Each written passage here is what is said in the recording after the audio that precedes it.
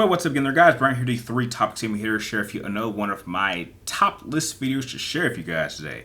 Now, I recently decided to take a break from playing Mortal Kombat and want to start getting into another fighting game. So I recently picked up a copy of Dragon Ball FighterZ that I've actually been having fun with for at least the past couple of weeks. And with Dragon Ball Sparkling set to come out like mid next month in October, I figured now is a perfect time more than ever to do a ranking of my top 5 personal Dragon Ball games. Now, most of these kind of fit into the Z bracket, which is why I was comfortable calling this video top 5 Dragon Ball Z games, even though, most will just consider just Dragon Ball games. But they typically kind of fall into the Z department, so that's why I picked the title for that one, and that's primarily what the focus of this particular video is going to be.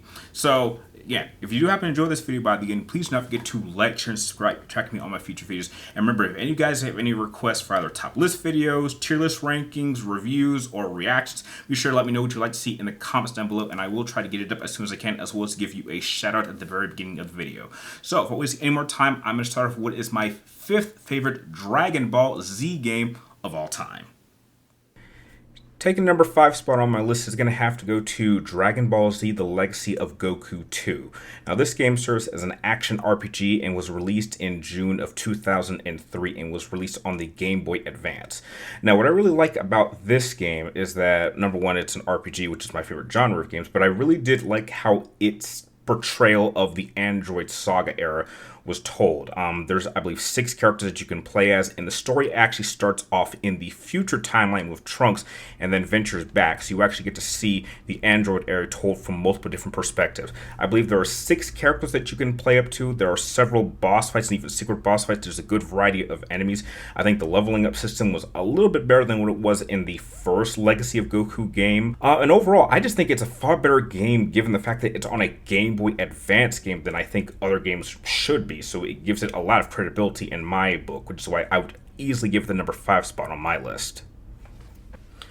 Taking number 4 spot on my list has to go to Dragon Ball FighterZ, which is a game that was released on several different consoles in 2018 in January.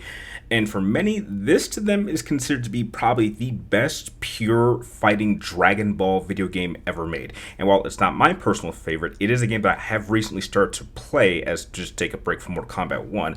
And I can say this is easily one of the most entertaining fighting games I've played in some time. I absolutely love the 2D style of combat, which is reminiscent of some older Dragon Ball games I used to play when I was a younger kid. I think that the combat system is incredibly complex. There are some insane combos that can be pulled off.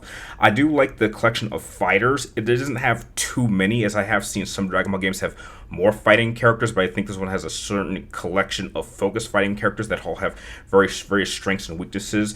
The 3-on-3 fighting format is one that's been around for gaming for many years now, and I think it works perfectly well here. This is easily probably one of the hardest games to get really good at this game, but even so, it's still a very fun game to play. There's several modes to play. There's several practice modes that help you can get perform and get to know your characters. There's a good amount of DLC content that I would absolutely say is worth paying for. As of right now, this is easily one of the best Dragon Ball Z games of all time, and well worth your time and money. So that's why it's number 4 on my list. Taking the number 3 spot on my list has to go to Dragon Ball Z Attack of the Saiyans, which was released on the Nintendo DS in April of 2009. And I have to admit, this is a game I only recently discovered, and I'm absolutely in love with this game. Basically, to its core, this is a turn-based, pure form RPG, JRPG to be more specific, Dragon Ball Z game set specifically during the Saiyan saga. So the events pretty much start, I would say, a little bit before the arrival of Raditz, up until your final battle between Goku and Vegeta at the end of that arc. I have to say, this game is incredibly fun. I think it does a great job of actually telling the entirety of the story of the Saiyan saga. They do extend on a couple of events that did happen during that arc, as well as manipulate and change a few events, but not too much that's distracting. I think the level of exploration in this game is absolutely amazing. I think that the maps aren't too big, but I think they're very well detailed, especially for a Nintendo DS game that came out in 2009. I think that the RPG JRPG turn-based style is exactly the type of JRPG style games that I enjoy playing, which is reminiscent of some of my favorite Final Fantasy games. I think the leveling up system is very, very easy to follow and very, very expansive, allowing you to develop your characters in different ways. There's special abilities for them to learn. There's capsules and that you can equip, and certain items that give your team perks.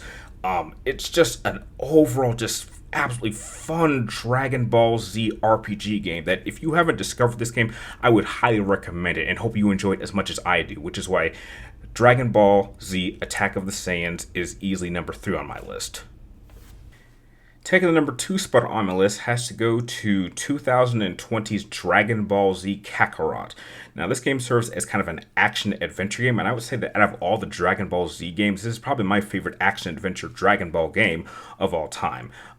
It pretty much, as far as I know, extends the entirety of the Dragon Ball series, as well as actually having some DLC content that actually goes into a couple of extra story elements that are connected to the Dragon Ball Z era.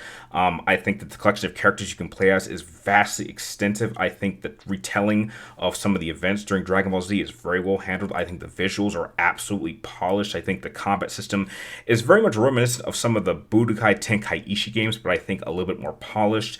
I think the RPG elements are very well handled, allowing you to develop your characters in certain ways, even though it's pretty standard and pretty base, and that's fine too.